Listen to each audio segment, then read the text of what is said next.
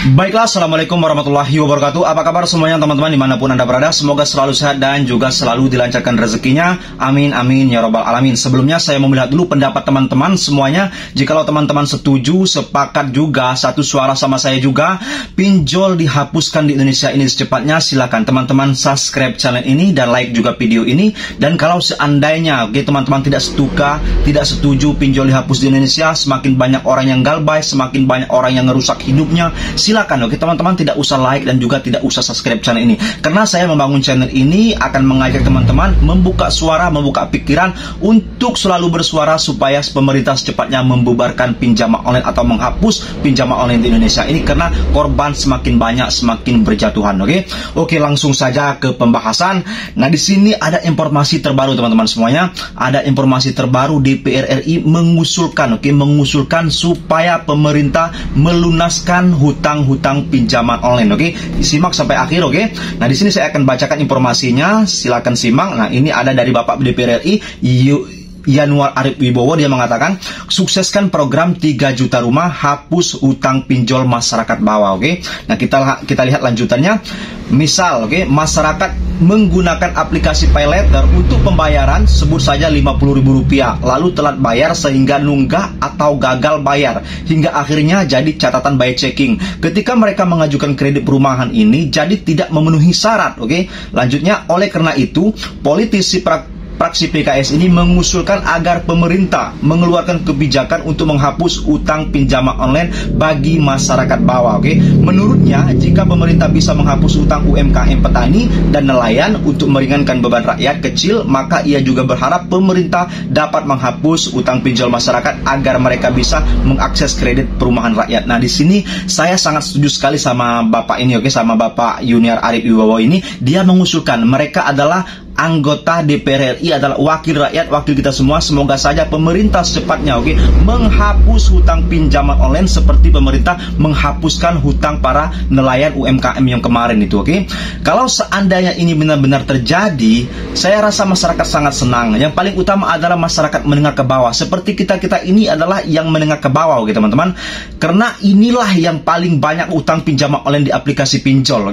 Tidak sedikit orang yang rusak hidupnya gara-gara pinjol. Tidak sedikit orang yang cerai-berai keluarganya, tidak sedikit orang yang keluar dari pekerjaan gara-gara DC pinjol yang selalu menagih, setiap hari meneror, mengintimidasi para masyarakat. Kalau seandainya ini benar-benar dibubarkan sama pemerintah atau dilunaskan sama Bapak Prabowo Subianto, semoga saja ini terjadi. Ini akan menjadi berita yang sangat luar biasa untuk masyarakat. Ini adalah menjadi bantuan sosial bagi masyarakat. Karena kenapa saya katakan bantuan sosial yang sangat jelas?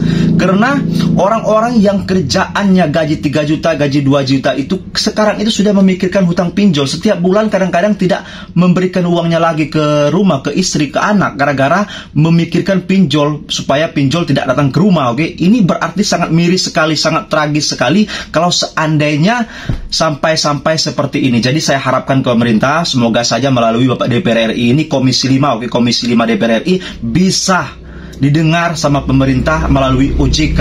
OJK inilah yang paling bertanggung jawab. Karena kalau seandainya OJK tidak mendengar, berarti mereka itu sangat berdosa, teman-teman. Berdosa kepada siapa? Berdosa kepada masyarakat kecil.